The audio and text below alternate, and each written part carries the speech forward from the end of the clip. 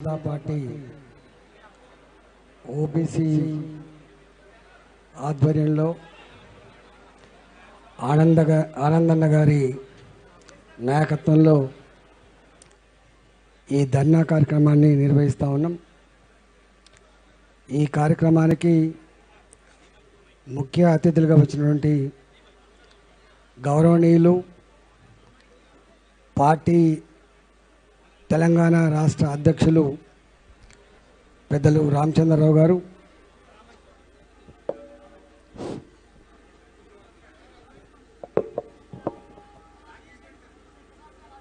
పెద్దలు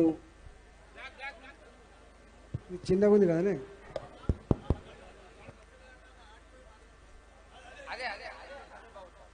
పెద్దలు జీవితాంతం అణగారిన వర్గాల హక్కుల కోసం పోరాడినటువంటి కృష్ణన్ అంటే ఎవరికి తెలియదు, బీసీ కృష్ణన్ అంటేనే తెలుస్తుంది. ఆర్ కృష్ణయ్య గారు శాసనసభలో మన party floor leader Maheshwar Reddy గారు, డిప్యూటీ ఫ్లోర్ లీడర్ పాయల శంకర్ గారు, పెద్దలు గౌరవ శాసనసభ్యులు హరీష్ గారు, అన్న పేరే మర్చిపోయినా, ధన్పాల్ సూర్యనారాయణ గారు, రాకేష్ రెడ్డి పేరు చెప్పింది, రామారావు పటేల్ గారు, అందరికీ పేరు పేరున నమస్కారం. మా ప్రెస్ మిత్రులకి, కళా బృందాలకి, జిల్లా పార్టీ నాయకులకు, రాష్ట్ర నాయకత్వానికి, గౌరవ కార్పొరేటర్లకు, వేదికమైనటువంటి కుల సంఘాల నాయకులకు, సహచర కార్యకర్తలకు అందరికీ పేరు పేరున నమస్కారం. జై బీసీ, జై బీసీ. నరేంద్ర మోడీ గారి నాయకత్వం, నరేంద్ర మోడీ గారి నాయకత్వం, రామచంద్రన్న గారి నాయకత్వం. చాలామంది పెద్దలు అనేక విషయాల మీద గంటల తరబడి ఇప్పటికే మాట్లాడిండ్రు. నేను ఆ లోతుల్లోకి పోను, కానీ ఇవాళ మనం చేస్తున్న ధర్నా ఏ కాంగ్రెస్ పార్టీ అయితే ఎన్నికల ముందు ఇంతమంది పెద్దలు చెప్పినట్టుగా నిజామాబాద్ పాత జిల్లా కామారెడ్డి వేదికగా బీసీ డిక్లరేషన్ ప్రకటించిందో, గా బీసీ డిక్లరేషన్లో భాగంగా అనేక అంశాలున్నాయి. ఆ అంశాలలో ఇవాళ చర్చ జరుగుతున్న, ఇవాళ తెలంగాణ ప్రజలు ఎదురు చూస్తున్నటువంటి అంశం స్థానిక సంస్థలలో బీసీలకు 42% రిజర్వేషన్లు. దాంతో పాటుగా విద్యా ఉద్యోగాలలో కూడా 42% రిజర్వేషన్లు ప్రకటించింది. కాకపోతే ఈ స్థానిక సంస్థల రిజర్వేషన్ మీద చర్చ జరుగుతాం తప్ప నిజంగా ఈ ఉద్యోగాల మీద చర్చ సక జరగలేదు. కానీ ఈ రాష్ట్రంలో అధికారంలో ఉన్న పార్టీ కాంగ్రెస్ పార్టీ, మొన్నటి దాకా పాలించిన party BRS party. BRS party అధికారంలో ఉన్ననాడు 23% బీసీ రిజర్వేషన్ పడిపోతే నిమ్మకు నీరెత్తినట్టుగా ఉంది తప్ప, అయ్యో వాళ్ళకు రిజర్వేషన్లు కల్పించాలని చెప్పి నిజాయితీగా చిత్తశుద్ధిగా ఏ పని చేయాలో ఆ పని చేయక బీసీ ప్రజల కళ్ళల్లో మట్టి కొట్టిన పార్టీ. కాబట్టి ఇవాళ మరొకసారి అబద్ధాలతో కాలం గడిపే ప్రయత్నం చేస్తున్న రేవంత్ రెడ్డి ఇప్పటికే ఓటమిని అంగీకరించిండు. 42% రిజర్వేషన్లు సాధించకపోతే ఏ పార్టీకి ఆ పార్టీ 42% రిజర్వేషన్ కల్పించి మనం బాధ్యత నెరవేర్చాలని చెప్పి ముసలి కన్నీళ్లు కారుస్తున్నాడు. కాబట్టి ఇవాళ బీఆర్ఎస్ పార్టీకి అడిగే నైతిక హక్కు లేదు. కానీ ఇవాళ రేవంత్ రెడ్డి సర్కార్ని గల్లా పట్టి అడగగలిగే సత్తా శక్తి భారతీయ జనతా పార్టీ మాత్రమే ఉంది. కాబట్టే ఇవాళ మనం ఈ ధర్నా కార్యక్రమం చేస్తా ఉన్నాం. అనేక అంశాలు ఉన్నాయి. నేను 2023 ఎన్నికల ముందు ఇదే రేవంత్ రెడ్డి గారు రైతు డిక్లరేషన్, యువ పాలసీ, యువ డిక్లరేషన్, విద్యార్థుల పాలసీ, మహిళా డిక్లరేషన్, ఈ డిక్లరేషన్ల పేరిట 6 గ్యారంటీలు, 66 హామీలు, 400 పైచిలకు రకాల పనులు ప్రకటిస్తున్నప్పుడు ఆనాడు భారతీయ జనతా పార్టీ నాయకుడిగా నేను ఒక మాట అడిగిన, ఒక కొత్త ప్రాంతీయ పార్టీ పుట్టుకొస్తే వాళ్ళకు అవగాహన లేక హామీలు ఇచ్చేటువంటి కల్చర్ ఉండొచ్చు, గుట్టకైతే కడతా ఉన్నా పోతే గడ్డి పోసపోతుందని చెప్పేటువంటి భావన ఉండొచ్చు. కానీ రేవంత్ రెడ్డి, నీ పార్టీ ఈ దేశాన్ని 50 సంవత్సరాలు పాలించిన పార్టీ. నీ పార్టీ రాష్ట్రంలో, ఉమ్మడి రాష్ట్రంతో కలుపుకుంటే 45-50 సంవత్సరాలు పాలించిన పార్టీ. మరి అనుభవం ఉన్న పార్టీగా, పాలించిన పార్టీగా నువ్వు ఇన్ని రకాల హామీలు ఇస్తా ఉన్నావు. సాధ్యమైద్దా కాదా? అవగాహన ఉన్నదా లేదా? లేదు. ఎన్ని అడ్డమైన హామీలైనా ఇచ్చి ప్రజల్ని మోసం చేసి అధికారంలోకి రావాలనే తపన ఉందా అని చెప్పి ఆనాడు నేను అడిగినా. ఆయన దానికి సమాధానంగా కొంతమంది మిడిమిడి జ్ఞానం వాళ్ళు, అవగాహన లేని వాళ్ళు మాట్లాడుతున్నారు. కాంగ్రెస్ పార్టీ మాట ఇస్తే తప్పదు, మడమ తిప్పదని చెప్పిండు రేవంత్ రెడ్డి. కానీ నేను అడుగుతా ఉన్నా, 6 నెలలలోపే స్థానిక సంస్థలలో 42% రిజర్వేషన్లు పెట్టి ఎన్నికలు నిర్వహిస్తా అని చెప్పినటువంటి నీ మాట ఇవాళ ఏమైంది మిస్టర్ రేవంత్ రెడ్డి? యావత్ తెలంగాణలో ఉంటున్న బీసీ జాతులు, అన్ని కులాల్లో ఉన్న వాళ్ళు కూడా అనుకుంటున్నారు, మేము మరోసారి మోసపోయినాం, మరోసారి వంచనకు గురైనాం, రేవంత్ రెడ్డిని అర్థం చేసుకోలేకపోయినాం. రేవంత్ రెడ్డి అమెరికాలో పోయినప్పుడు మాట్లాడిన మాట ఏదో మాట్లాడలే అనుకున్నాం.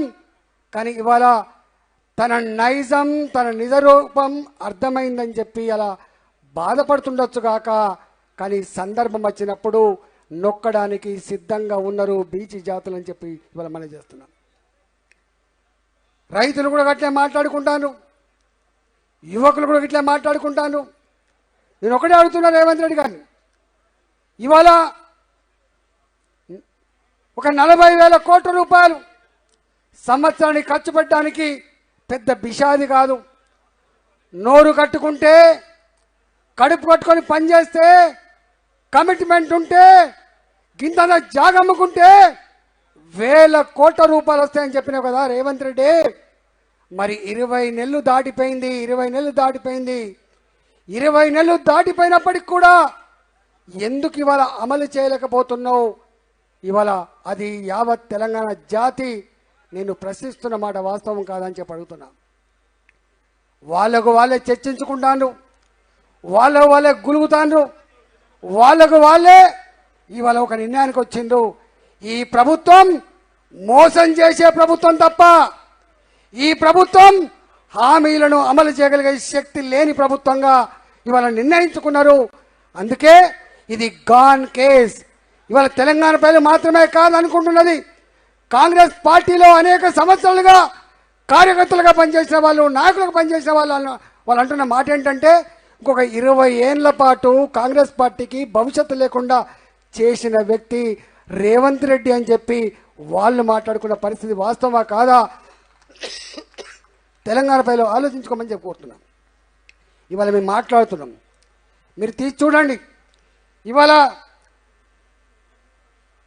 ఈ డిక్లరేషన్లన్నీ కూడా కాంగ్రెస్ పార్టీ ఎన్నికల ముందు ప్రకటించబడ్డ పుస్తకాన్ని మీరు ఒకటిసారి మొత్తం చదవండి. దాంట్లో ఇచ్చిన హామీలు ఏందో, ఏ వర్గానికి ఆ వర్గం, ఏ జాతికి ఆ జాతి మీరు అనాలిసిస్ చేసుకోమని చెప్పి కోరుతున్నాం. ఇవాళ ఇక్కడ కేవలం 42% మాత్రమే కాదు, బీసీ పిల్లలు ఎవరైతే చదువుకుంటున్నారో ఆ చదువుకునే పిల్లలకి ప్రొఫెషనల్ కోర్సులలో, ఇంజనీరింగ్ కోర్సులలో 3 లక్షల ఆదాయం లోపు కనుక ఉంటే పూర్తి ఫీ రియంబర్స్మెంట్ ప్రభుత్వమే చెల్లిస్తుందని చెప్పి హామీ ఇచ్చిండు బీసీ కుటుంబాల్లో పుట్టి పెరిగిన పిల్లలకి. కానీ ఇచ్చిండా మరి? ఇవ్వకపోగా ఆనాటి ప్రభుత్వం పెట్టిన 3 సంవత్సరాల బకాయిలు ఈ ప్రభుత్వం వచ్చిన తర్వాత 20 నెలలుగా 1 రూపాయి కూడా ఇవ్వకపోతే, 1 రూపాయి కూడా పాత పద్ధతిలో ఫీ రియంబర్స్మెంట్ చేయకపోతే ఇవాళ తల్లిదండ్రులు అప్పో సప్పో చేసి డబ్బులు కడితే తప్ప సర్టిఫికెట్ లేని మాట వాస్తవమా కాదా? రేవంత్ రెడ్డి సమాధానం చెప్పని కోరుతున్నా. ఇవాళ నువ్వు కొత్త హామీ దేవుడు ఎరుగు, 3 లక్షల రూపాయల లోపున్న పిల్లలకు ఫీజు రియంబర్స్మెంట్ దేవుడు ఎరుగు. కానీ పాత పద్ధతులలో బకాయిలు చెల్లించమని చెప్పి భారతీయ జనతా పార్టీ డిమాండ్ చేస్తూ ఉంది. లేకపోతే నీ భర్తం పడ్డానికి సిద్ధంగా ఉందని చెప్పి హెచ్చరిస్తూ ఉన్నాం. ఇవాళ ఇదే బీసీలకు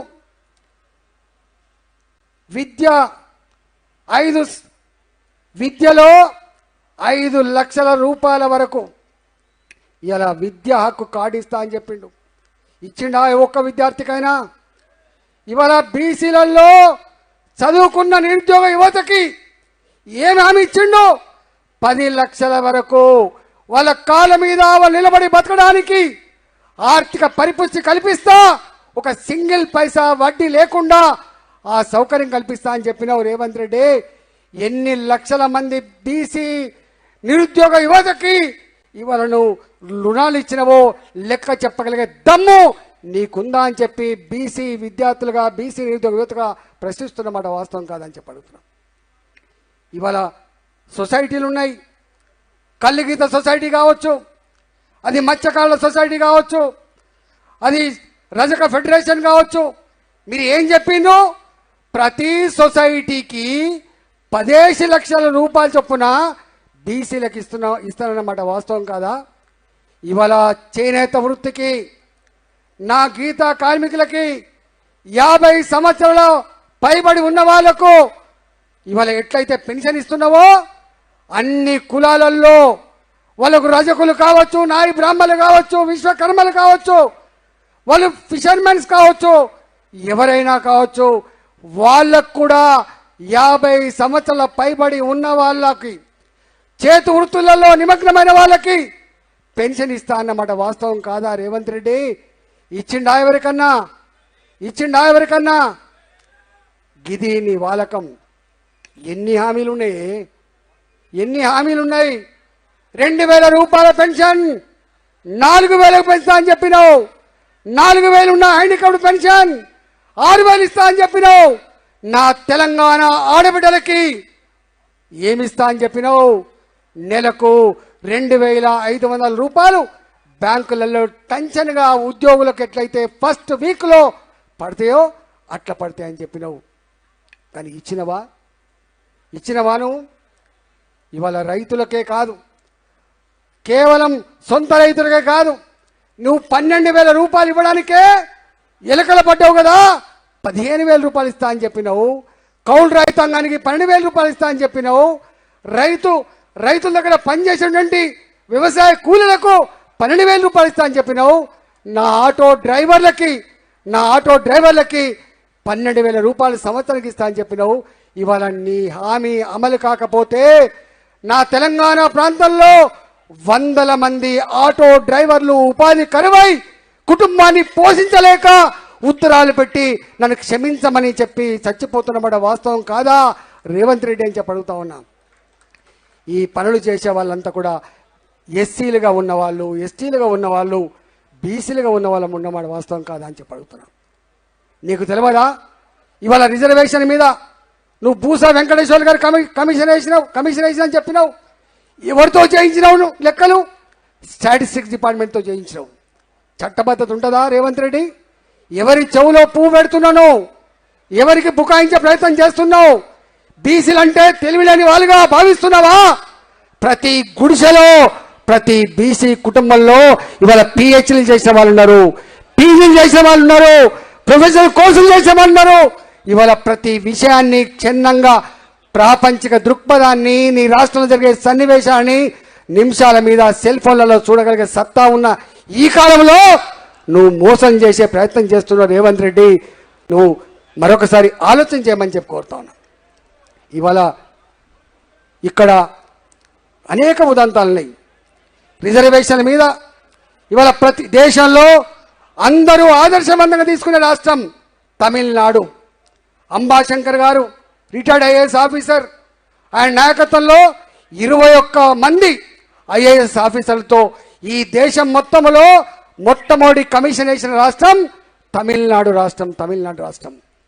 వాళ్ళు ఒక రోజు కాదు, 2 రోజులు కాదు, ఆర్టికల్ 340 ప్రకారంగా ఇవాళ commission of enquiries act, commission of enquiry act 1952 ప్రకారంగా చట్టబద్ధంగా కమిషన్ వేసి దాదాపు 2-3 సంవత్సరాల కాలం పాటు మొత్తం ఆ రాష్ట్రంలో జల్లెడబట్టి రాజ్యాంగబద్ధంగా లెక్కలు తీసి అందరి స్టేక్ హోల్డర్లతో మాట్లాడి శాసనసభలో వాటి పాస్ చేసి తీసుకుపోయి కేంద్రాన్ని ఒప్పించి మెప్పించి ఇవాళ షెడ్యూల్ 9లో చేర్చుకున్న ఏకైక రాష్ట్రం తమిళనాడు. అవునా కాదా రేవంత్ రెడ్డి అని చెప్పడుతున్నా.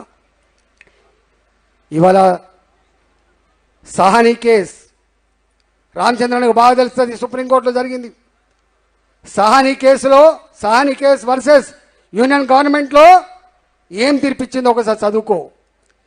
ఇవాళ బీహార్లో రిజర్వేషన్ పెంచినప్పుడు Kumar versus Bihar state government ఏమిచ్చిందో ఒకసారి చూసుకో. మహారాష్ట్రలో ఇదే రిజర్వేషన్ సందర్భంగా తీర్పు వెలువడింది, వికాస్ కృష్ణారావు వర్సెస్ మహారాష్ట్ర గవర్నమెంట్. అక్కడ ఏం జరిగిందో ఒకసారి చూసుకో. వట్టిగానే గుడ్డెద్దు చేలబడ్డట్టుగా నువ్వు మీద ఏదో చేసి ఇవాళ ఢిల్లీకి పోయి డ్రామా చేసి దీన్ని ఏదో బీజేపీ ప్రభుత్వం మీద నెట్టే ప్రయత్నం చేస్తే సూర్యుని మీద ఉమ్మేసినట్టు ఉంటుంది రేవంత్ రెడ్డి. నేను అడుగుతా ఉన్నా, నీకు దమ్ముంటే లెక్కలకు రా, చర్చకు రా. 50 ఏళ్ళ ఈ దేశ నీ పరిపాలనలో ఎంతమంది ఓబీసీలు నీ క్యాబినెట్లో మంత్రిగా ఉన్నారు? ఈ దేశంలో మొట్టమొదటి ఓబీసీ ప్రధానమంత్రి అందించిన చరిత్ర భారతీయ జనతా పార్టీ. అవునా కాదా నువ్వు చెప్పు.